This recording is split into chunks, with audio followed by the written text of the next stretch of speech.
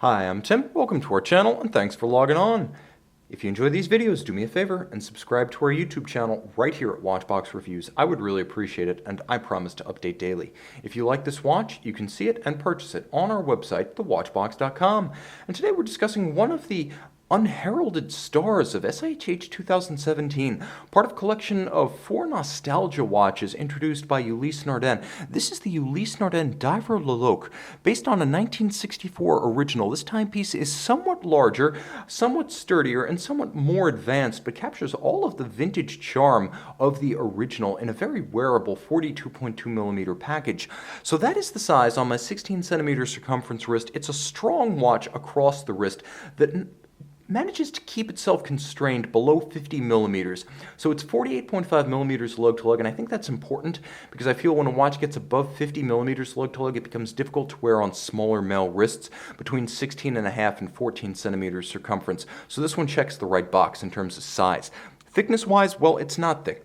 It's 13 millimeters, and it has a generously domed sapphire that recreates some of the off-axis distortion of the original's plexiglass, and so a cuff will slide easily over it, including a dress cuff. Between the lugs, the spacing is 21 millimeters, so that's a little bit more modern in its size and stance, giving the watch a substantial footing on the wrist, both in terms of how it fits and how it looks. The strap is sailcloth with a contrasting stitch that has a little bit of an off-white coloration to match the simulated patina of the dial. It's bolstered down its center, it features folded edges, and there's a rubber insert stitched onto the bottom, so it's very supple against the skin, very comfortable, just like the sailcloth used on a Blancpain 50 Fathoms. Ulysse Nardin, pin buckle, simple, historically accurate, branded, and easy to adjust on the fly. The timepiece features wonderfully tortured and faceted lugs. These are vintage style lugs. Nobody does lugs like this deliberately on modern watches anymore.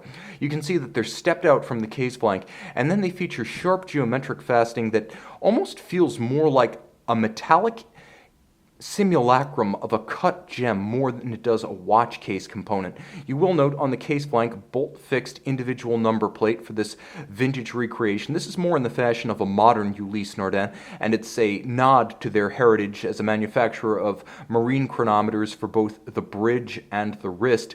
Jumping to the case band, you can see that it's slim and polished in the fashion of its vintage forebear, UN branded, UN logo with anchor on crown, and there's a little bit of a countersink profile to the bezel. You can see how the lugs continue above the case band itself, and the bezel is sunken down beneath the hoods of the lugs to make the watch thinner but not crop the lugs indecently. This is a clever design that a lot of brands are using more and more these days. UN on the vanguard of clever packaging.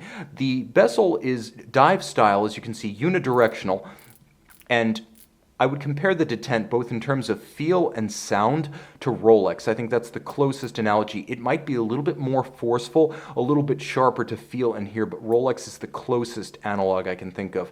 It lines up with the oversized and cathedral-style minute hand. You will note an easy 0 to 60-minute timer. This one's a count-up bezel. It uses a ADLC-coated aluminum insert, so it is very scratch-resistant, but it's not ceramic. It's ADLC on an aluminum base. And then you have that 0 to 60-minute timer that I happen to prefer to a conventional chronograph. The dial base is matte black to resist glare, and it features applique Ulysse Nardin anchor splitting the marquee at 12 o'clock.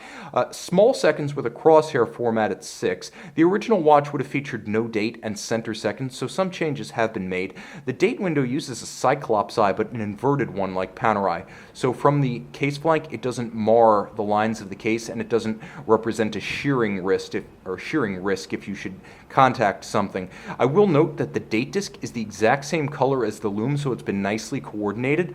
The watch features a Ulysse Nardin manufacture movement, caliber 320, 48-hour power reserve, automatic winding. It features a quick set date and hacking seconds, and you can see UN's free diver, or I should say skin diver, because he is using a rebreather, with a serrated aperture framing his exploits, and then circumferentially you can see the hammerhead shark that seems to have become the modern emblem of Ulysse Nardin divers. By the way, inside, proprietary silicone escapement, unlubricated, and silicone hairspring for anti-magnetism. 100 meters water resistant. This one is suitable for light duty diving, a wonderful aquatic watch that you can actually take swimming. The image of its vintage forebear, but with modern fit finish and materials. See it on the watch box. And we're back with the Ulysse Nardin Diver Le Locle. A tritium fade may be sexy, but luminova gets the job done on a modern watch. A supernova, no difficulty discerning the luminescent pearl of the bezel either. One feature I should have delineated by day is the bidirectional quickset function of the date. It's a quickset but in both directions to more easily correct the watch. See the watch by day and make it yours on the Watchbox.